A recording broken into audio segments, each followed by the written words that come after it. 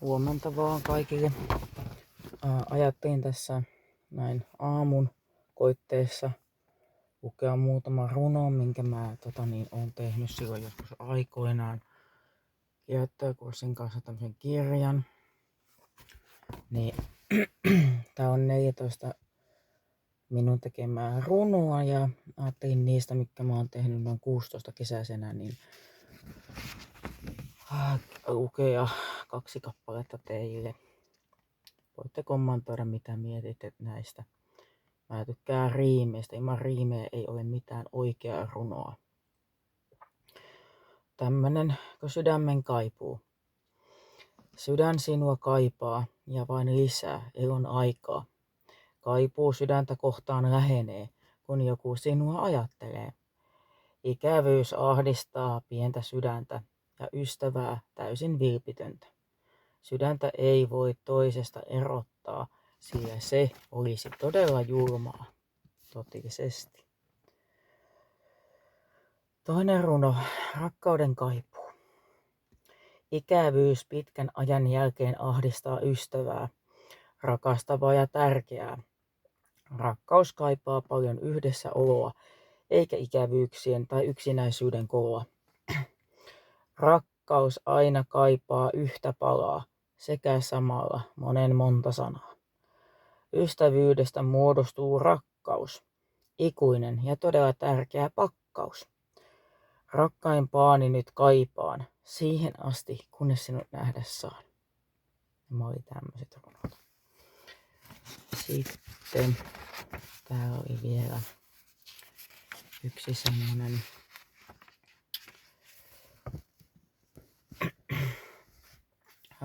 Luen vielä lisääkin. Tämmönen runo kuin Jeesus vie. Mä oon tän siellä Naisteilassa lukenut tämän viikon maanantaina. Ja olen lukenut tämän myös Kannuksen kirkossa 2017 jouluna, vaikka 2018 vuoden alussa. No niin, se kirkko on remontissa, valmistuu varmaan jouluun mennessä. Remontti takaisin Kannus City. No niin, eikä tämä runon nimi ole Jeesus vie. Jeesus meitä elämässä eteenpäin vie. Jeesuksen rinnalla on aina turvallisin tie. Kiitos johdatuksesta ja kohtalostani, niin perheestä, suvusta, ystävistä kuin myös rakkaastani. Murra kaikki paholaisen esteet elämämme tieltä. Näet ja autat aina parhaiten ylhäältä taivaasta sieltä. Anna kaikki anteeksi ja armahtaen vapauta meidät, sekä läheiset ja rakkaat todelliset ystävät. Herra meitä ei missään ikään jätä, eikä hän koskaan Raamatussa luvattujaan lupauksiaan petä. Suurkiitos tästä turvallisesta Suomen maasta, elämästäni ja läheisistäni Luojalle.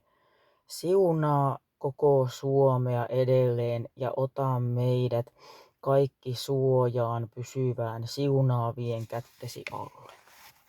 Semmonen runo. Se on mulle semmonen hyvin tärkeä runo.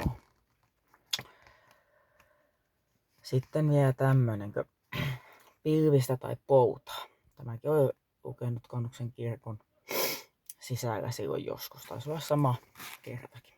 No niin. Sää on välillä pilvinen ja sielu kiihkeänä salamoi.